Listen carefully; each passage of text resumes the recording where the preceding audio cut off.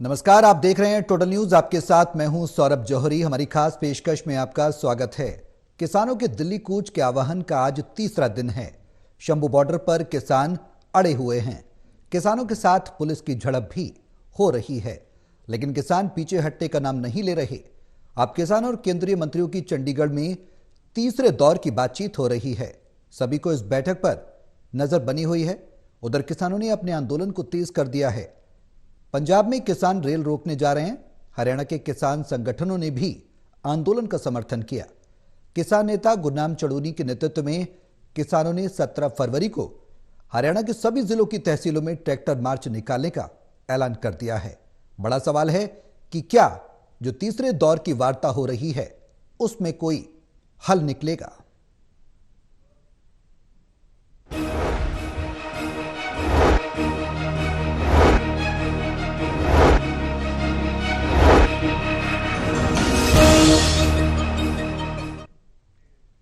चंडीगढ़ में अब तीसरे दौर की वार्ता किसानों और सरकार के बीच में होने जा रही है।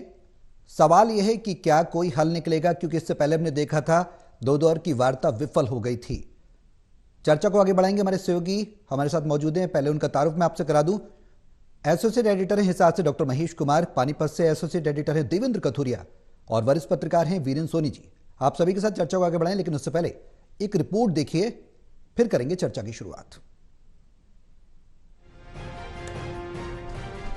अंग्रेजी में कहावत है होप सस्टेन्स लाइफ, यानी जीवन में आशा हमेशा जिंदा रहती है कि सब ठीक हो जाएगा। बृहस्पतिवार शाम को केंद्र सरकार और किसान नेताओं में हो रही तीसरे दौर की बातचीत में भी उम्मीदें जिंदा हैं कि कोई रास्ता निकल आए और बात आगे ना बढ़े। ये वार्ता भी एक बार फिर सिटी ब्यूटीफुल चंडीगढ़ में हो रही है। खैर, वार्ता से पहले सरकार ने विज्ञापन जारी कर किसान आंदोलन पर सवाल उठाए हैं कि जब तीनों कृषि कानून संसद में निरस्त कर दिए, गेहूं, धान और कपास की 100% खरीद के लिए केंद्र पूरा पैसा दे रहा है, पिछले 10 साल में कृषि बजट 5 गुना बढ़ गया, तो फिर ये आंदोलन क्यों? इधर पंजाब हरियाणा बॉर्डर्स पर डटे किसान अपनी रणनीति बना रहे हैं कि अगर वार्ता सिरे नहीं चढ़ती तो हमें आगे क्या करना है। किसान नेता सरवन सिंह पंढेर, साडी दिल्ली जाना अणख दा सवाल नहीं है। ਅਸੀਂ ਸਰਕਾਰ ਨਾਲ ਟਕਰਾਅ ਪੈਦਾ ਕਰਨ ਲਈ ਨਹੀਂ ਆਏ ਹੋਏ। ਵੀ ਬੈਰੀਕੇਡ ਤੋੜਨੇ ਸਾਡਾ ਅਣਖ ਦਾ ਸਵਾਲ ਹੈ। ਦੋ ਕੰਮ, ਜਾਂ ਸਰਕਾਰ ਬਹਿ ਕੇ ਸਾਡੀਆਂ ਮੰਗਾਂ ਮੰਨ ਲਵੇ, ਜਾਂ ਇਸ ਜਮਹੂਰੀਅਤ ਦੇ ਵਿੱਚ ਸਾਨੂੰ ਦਿੱਲੀ ਜਾਣ ਦਾ ਹੱਕ ਦੇ ਦੇਵੇ ਕਿ ਇੱਥੇ ਆ ਕੇ ਆਪਦੀ ਗੱਲ ਕਰ ਲਓ। ਹੁਣ ਦੋਵੇਂ ਚੀਜ਼ਾਂ ਦੀ ਗੱਲ ਸਰਕਾਰ ਕਰ ਰਹੀ, ਨਾ ਸਾਡੀਆਂ ਮੰਗਾਂ ਮੰਨ ਰਹੀ ਆ ना दूसरा। गौरतलब है कि बृहस्पतिवार शाम को 5 बजे सरकार अपने नए प्रस्तावों के साथ भी बैठक में आ सकती है, यानी कुछ और देकर भी राजी करने की कोशिश हो सकती है। पर बैठक के परिणाम क्या निकलते हैं, ये बैठक खत्म होने के बाद ही पता चलेगा। इधर सीएम मनोहर लाल ने अपनी प्रेस कॉन्फ्रेंस में किसानों की बात भी की। मुझे लगता है कि दिल्ली जाना हर एक का लोकतांत्रिक अधिकार है, ऐसा नहीं कि नहीं जाना, लेकिन कैसे जाना और क्या मोटिव है जाने का, ये जरूर ध्यान करना होता है। और इस विषय का अनुभव हम पिछले साल देख चुके हैं, किस प्रकार से और एक ऐसा सीन क्रिएट हुआ। और अब बात यह है कि आज की तीसरे चरण की बैठक में कोई समाधान या शांति स्थापित होती है तो सब तरफ संतुष्टि होगी, नहीं तो फिर किसान घर जाने से तो रहा, फिर बैरिकेडिंग पर गुस्सा फूट सकता है, और एक बार ये हुआ तो फिर आमने सामने होने का खतरा बढ़ जाएगा। काश ये नौबत ना ही आए तो सबसे अच्छा। Haryana bureau, total news.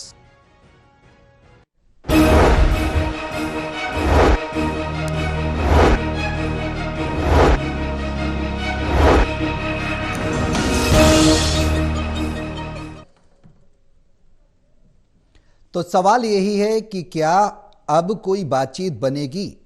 Devendra, सरकार बैठ के या तो मांगे मान ले या फिर दिल्ली जाने दे।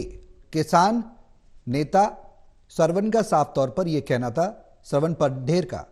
अब सवाल यह है, बातचीत तीसरे दौर की शुरू हो चुकी है केंद्र सरकार के मंत्रियों के साथ। क्या लगता है, बात से अब बात बनेगी? आज तीन चीजें हम देख रहे हैं। आज आंदोलन का तीसरा दिन है। पहले 2 दिन जोर जबरदस्ती हुई, आंसू गैस के गोले छोड़े, रबड़ की गोलियां छोड़ी गई, दोनों तरफ तनाव था।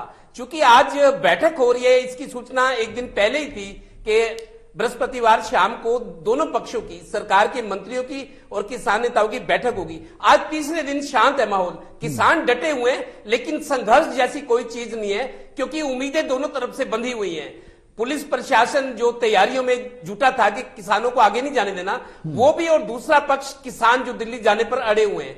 दोनों की नजरें इस बैठक पर है कि शायद कोई रास्ता निकल आए। एक बात तो ये। दूसरी बात, आज जो बैठक हो रही है, सरकार और किसान नहीं चाहेंगे कि ये भी बेनतीजा रहे जैसे होता रहा है, पहले 2 चरणों में हुआ है। और तीसरी बात ये भी जाहिर है कि जो मंत्री बात करेंगे, सरकार की तरफ से पेशकश जो प्रस्ताव लेकर आएंगे, जाहिर है वो वैसा नहीं होगा जैसा 4 दिन पहले था। उसमें कुछ नयापन जरूर होगा, कुछ नई शायद सौगात या कुछ लालच या कुछ प्रस्ताव ऐसा नया होगा कि कोई बीच का रास्ता निकल आए। किसान अपनी बात पर जो अड़े हैं, उनको 2 कदम पीछे हटाने को सरकार मना ले, इस तरह कोई नया प्रस्ताव आ सकता है। लिहाजा सभी की नजरें हैं। देखिए, बैठक अभी शुरू हुई है, मेरे को लगता है 9-10 जरूर बजेंगे। अगले कशमकश वाले होंगे दोनों पक्षों की तरफ से।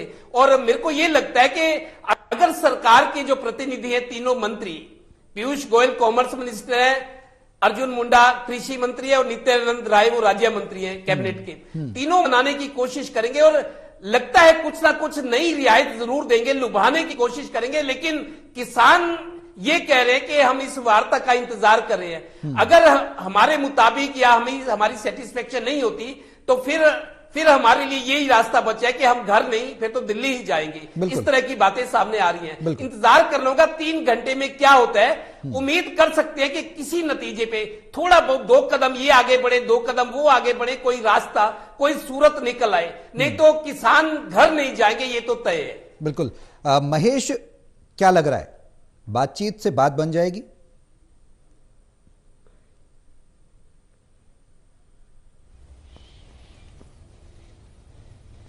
देखिए, व्यक्तिगत रूप से मुझे लगता है कि बातचीत से बात नहीं बनने वाली। हालांकि अच्छे की उम्मीद हमेशा बनी रहती है और हमें भी ये उम्मीद करनी चाहिए, लेकिन जो ताजा सूरत हाल है उसमें लगता नहीं है कि इस तरह के नतीजे तक सरकार पहुंचने वाली है। एमएसपी पर कानून सबसे बड़ी मांग किसानों की तरफ से सामने रखी गई है और पहले भी ये मांग जो है 2 साल पहले 13 महीनों के किसान आंदोलन, 750 से ज्यादा किसानों की शहादत के बाद यही बात कही गई थी कि एक कमेटी का गठन सरकार की तरफ से किया जाएगा जो एमएसपी पर कानून बनाने का काम वो करेगी। लेकिन 2 सालों के अंतराल के बीच जो कुछ भी इस कमेटी की तरफ से नहीं किया गया, तो ऐसे में अब किसान ये मानकर चल रहे हैं कि जब तक नोटिफिकेशन वो लेकर नहीं जाएंगे, सरकार पर भरोसा वो नहीं करेंगे। और यही सबसे बड़ी वजह है कि 3 मंत्री ले आइए या 6 मंत्री ले आइए या पूरी कैबिनेट ले आइए, सरकार पर भरोसा किसानों का नहीं है। सरकार जब तक नोटिफिकेशन जारी नहीं करेगी, किसानों को इस पर यकीन नहीं होगा, क्योंकि किसानों को लगता है कि उनके साथ फरेब होता है। जब भी वो घरों से बाहर निकलकर संघर्ष के रास्ते पर आगे बढ़ने की कोशिश करते हैं, उन्हें किसी ना किसी कमेटी में फंसाकर वापस घर भेज दिया जाता है।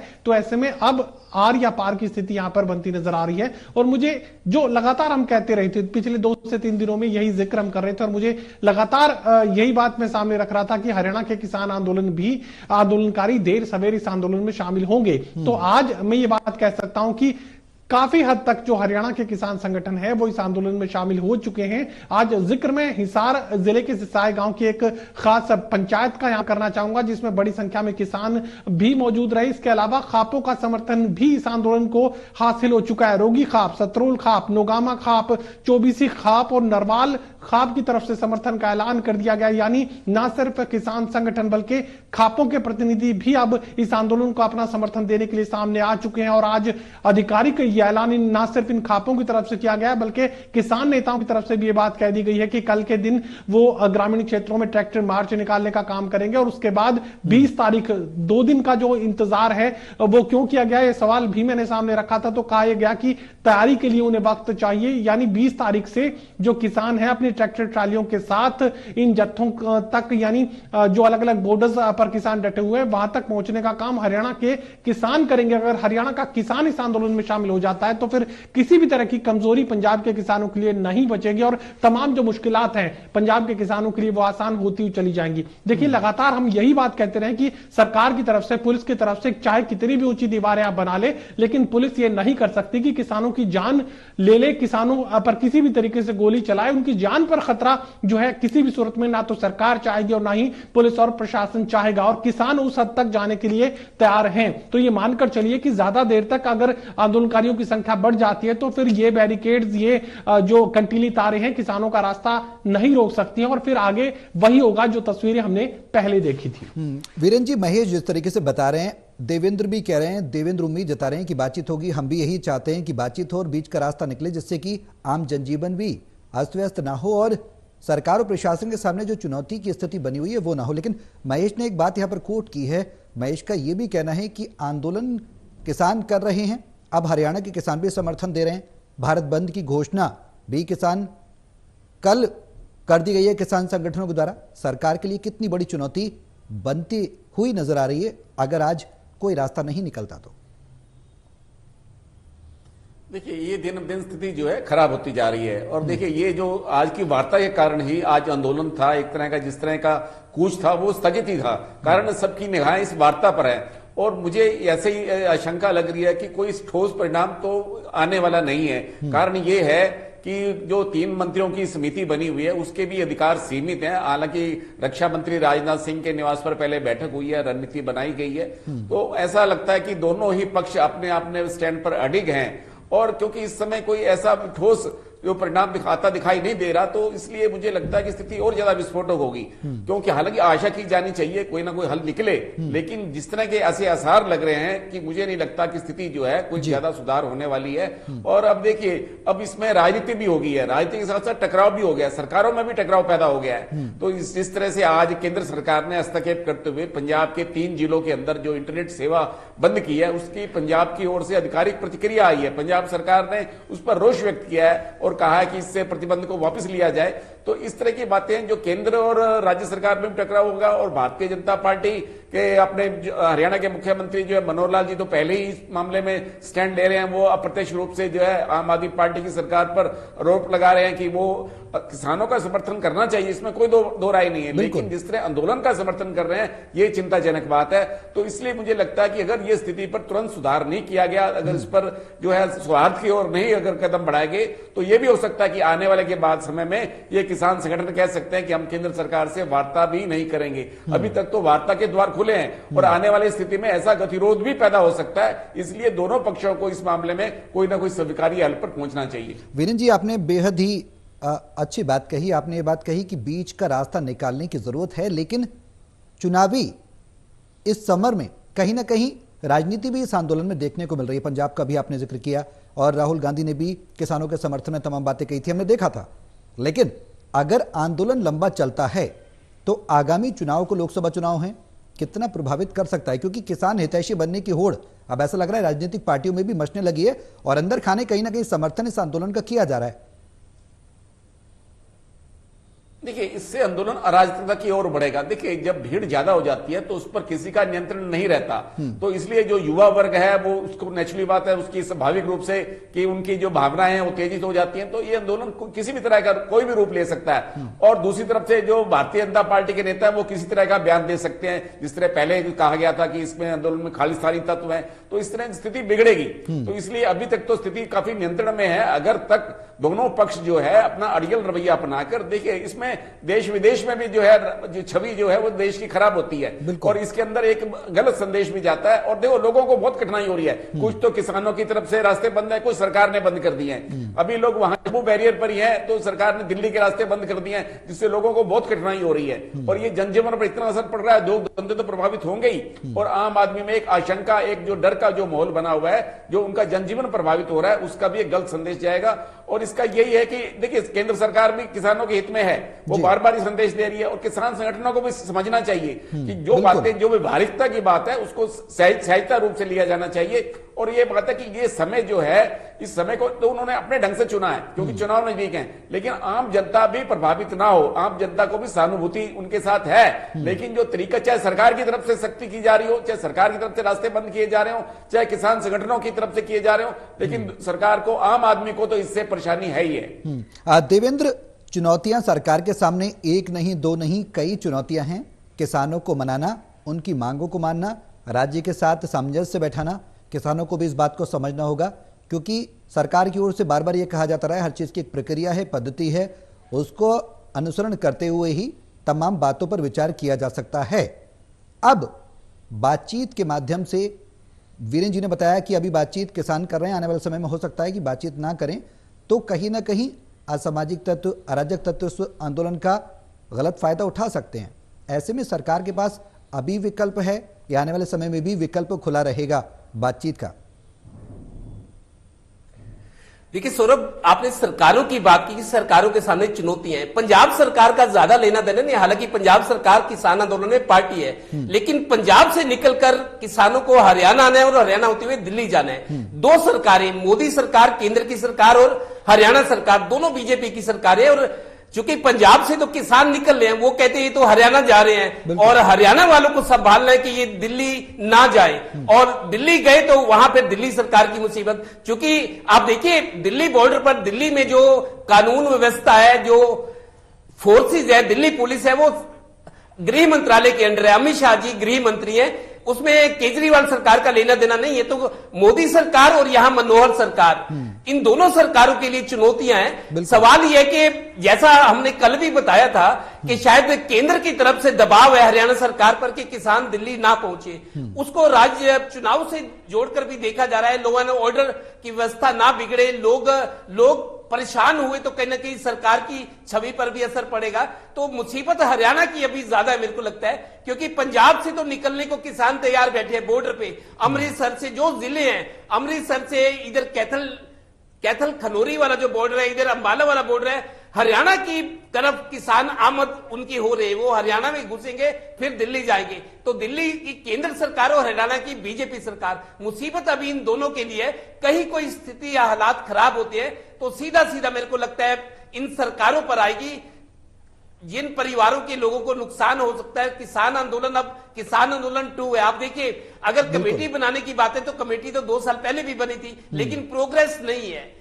कुछ हुआ होता तो किसान शायद सब्र कर लेते, लेकिन उनको लग रहा है कि हमें छला जा रहा है। मतलब आप देखिए, कई साल से, मैंने कल भी कहा था, स्वामीनाथन आयोग की रिकमेंडेशन को लागू करने की बात बीजेपी जब सत्ता में नहीं थी, कांग्रेस सरकार थी, तब की थी, लेकिन 9.5 साल हो चुके हैं, कोई प्रोग्रेस नहीं है और किसानों को लग रहा है कि हमें ठगा जा रहा है। तो इस वजह से, क्योंकि सरकारें सभी यही करती हैं, भले बिल्कुल देवेंद्र, और बार-बार किसान की सरकारें हमेशा बार-बार किसान ये बात कह भी रहे हैं कि कमेटी बनाकर हमारे मामले को ठंडे बस्ते में डाल दिया जाता है, सरकार कोई बीच का रास्ता नहीं निकालती। लेकिन सरकार के आगे भी क्या मजबूरियां हैं वो भी किसान संगठनों को समझनी होंगी। अराजकता, अशांति फैलाना कोई एक रास्ता नहीं है, बैठकर ही ऑन टेबल समाधान निकालना होगा। महेश, देवेंद्र ने जिक्र किया स्वामीनाथन आयोग की रिपोर्ट का, बड़ी चुनौती बनती जा रही है। कांग्रेस सरकार के शासनकाल में इसका गठन हुआ था स्वामीनाथन आयोग का, उसके बाद इसकी जो सिफारिशें हैं, उसके जो प्रस्ताव हैं 2004 के बाद 6 और 9 में भी लागू हुए। चुनौती क्या है सरकार के आगे? एमएसपी प्रमुख मांग है, प्रमुख सिफारिशें, ये बात तो क्लियर है, सरकार से किसान वही चाह रहे हैं, लेकिन अब सरकार के आगे सबसे बड़ी समस्या क्या आ रही है?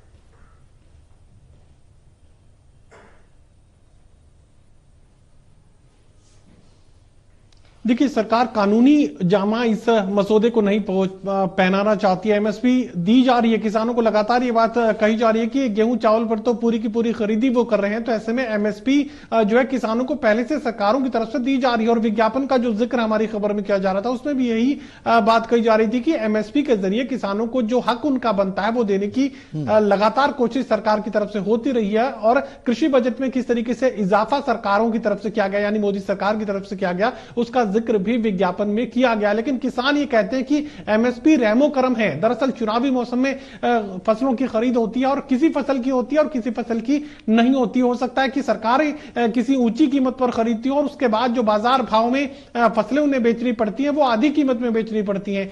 कानूनी गारंटी चाहती है। जो अलग अलग किसान संगठन है वो कानूनी गारंटी चाहते हैं कि एमएसपी पर कानूनी गारंटी मिले, और इसी से सरकार पीछे हटने की कोशिश कर रही है। और आप जो सवाल यहां पर पूछ रहे थे कि सियासत पर उसका कितना असर पड़ने वाला है, चुनाव पर कितना असर पड़ने वाला है, तो सीधे सीधे मानकर चलिए कि पंजाब में तो सीधा नुकसान होगा ही भारतीय जनता पार्टी को, जो कि हमने पिछली बार देखा था कि जब किसान आंदोलन अपने शीर्ष पर था, पीक पर था, तो पंजाब में किस तरह की परिस्थितियों का सामना भारतीय जनता पार्टी को करना पड़ा था। जब खुद प्रधानमंत्री पंजाब की धरती पर पहुंचे थे तो किस तरह की तस्वीरें सामने आई थी पंजाब की धरती से, और जो रिजल्ट था वो क्या था। भारतीय जनता पार्टी की स्थिति पंजाब में क्या रहेगी इस आंदोलन के बाद, ये समझा जा सकता है। लेकिन जिक्र मैं यहां पर हरियाणा का भी करना चाहूंगा। देखिए, शहरी क्षेत्रों में भारतीय जनता पार्टी मजबूत है और राम मंदिर का बहुत ज्यादा फायदा यहां पर भारतीय जनता पार्टी को मिल सकता है। मोदी की गारंटी का जिक्र भी लगातार किया जा रहा है। लेकिन अगर किसान आंदोलन आगे बढ़ता है तो भारतीय जनता पार्टी को लोकसभा चुनावों के लिहाज से सीधा नुकसान हरियाणा प्रदेश में भी झेलने को मजबूर होना पड़ेगा। दरअसल 2 लोकसभा क्षेत्र ऐसे हैं जहां पर शहरी क्षेत्र में मानता हूं प्योर विशुद्ध जो शहरी क्षेत्र है वो गुरुग्राम का शहरी क्षेत्र है। गुरुग्राम लोकसभा, गुड़गांव लोकसभा जिसे कहा जाता है, वहां पर जरूर इसका असर ना के बराबर रहेगा। लेकिन उसके अलावा 9 जो लोकसभा क्षेत्र हैं, फरीदाबाद को भी किसी हद तक आप कम कर सकते हैं, लेकिन 8.5 और 9 सीटें ऐसी हैं जहां पर सीधा सीधा जो है ग्रामीण क्षेत्रों का वोटर ही लोकसभा का चुनावी फैसला निर्धारित करता है। अगर ग्रामीण क्षेत्रों में किसान आंदोलन आगे बढ़ता है तो उसका नुकसान यहां पर भारतीय जनता पार्टी को झेलना पड़ सकता है। ग्रामीण क्षेत्र का वोटर अगर भारतीय जनता पार्टी से नाराज होता है तो फिर 8 सीटों पर भारतीय जनता पार्टी को बड़ा रिस्क किसान आंदोलन से, किसानों की नाराजगी से झेलना पड़ेगा। बिल्कुल वीरेंद्र जी, महेश ने बताया कि चुनावी परिप्रेक्ष्य में इसका कहीं ना कहीं नुकसान बीजेपी को हो सकता है, और हमने जिक्र भी किया था, हम चर्चा में ये बात करते रहे हैं कि टाइमिंग एक बहुत बड़ा प्रभाव डालती है। जो लोकसभा चुनाव से ऐन पहले आंदोलन को किया जाना, क्या किसान भी ये समझ चुके हैं अगर सरकार मांग नहीं मानती है? तमाम किसान संगठन के तमाम शीर्ष नेता राकेश टिकैत भी कह चुके हैं कि सरकार का समर्थन नहीं करेंगे। तो इस बात को क्या वो जान चुके हैं, सरकार नहीं मानती है तो सरकार के खिलाफ वो वोट देंगे, ध्रुवीकरण होगा वोटों का, ऐसा संभवतः होता है तो बीजेपी को इसका नुकसान होगा? लास्ट कमेंट आपसे लेना चाहूंगा सर। देखिए, भारतीय जनता पार्टी तो इस आंदोलन को बता रही है कि जो दूसरे लोग, विरोधी लोग हैं, किसी ना किसी उनका समर्थन प्राप्त है। लेकिन देखिए, ये किसान को अपनी मांग थी। देखिए, इतने वर्ष, 2 वर्ष से कुछ हुआ नहीं है, तो किसानों में रोष उत्पन्न होना स्वाभाविक था। अधिक कल प्रधानमंत्री की रेवाड़ी में, एम्स में जो शिलान्यास करने आ रहे हैं, तो मुझे नहीं लगता कि वो इस किसान आंदोलन का उस जनसभा के अंदर जिक्र करेंगे। वैसे तो हरियाणा के कई जिलों में निषेधाज्ञा लागू है, लेकिन भारतीय जनता पार्टी ने इस कार्यक्रम का सीधा प्रसारण दिखाने के लिए लोगों को अलग अलग जगह प्रबंध किए हैं। तो इसलिए भारतीय जनता पार्टी उससे लाभ उठाना चाहती है जो प्रधानमंत्री दक्षिणी हरियाणा में चुनावी शंखनाद कर रहे हैं। लेकिन किसान आंदोलन का कितना प्रभाव पड़ेगा, प्रभाव तो पड़ेगा, लेकिन कितना पड़ेगा ये अभी कहना बहुत कुछ जल्दबाजी है। देखिए, किसानों में जो है उत्तेजना तो है ही है, लेकिन भारतीय जनता पार्टी उससे कैसे निपटती है, भारतीय जनता पार्टी के किसान नेता है वो अपना संदेश जनता के बीच जाकर कैसे देते हैं, किसानों को कैसे प्रभावित करते हैं, ये समय बताएगा। बिल्कुल, चलिए बहुत शुक्रिया आप सभी का हमारे साथ इस चर्चा में शामिल होने के लिए। किसान लगातार आंदोलनरत हैं। आज चंडीगढ़ में तीसरे दौर की वार्ता हो रही है किसान नेताओं के और सरकार के केंद्रीय मंत्रियों के बीच में। उम्मीद यही करते हैं कि कोई बीच का रास्ता निकले और इस आंदोलन का जल्द से जल्द समापन हो, क्योंकि आंदोलन कोई भी हो उसका व्यापक स्तर पर आम जनजीवन पर भी असर पड़ता है। अस्त व्यस्त जनजीवन होता है, उससे सीधा प्रभाव आम लोगों पर भी देखने को मिलता है। अब देखना होगा कि सरकार के साथ इस बातचीत में क्या कुछ हल निकलकर सामने आता है।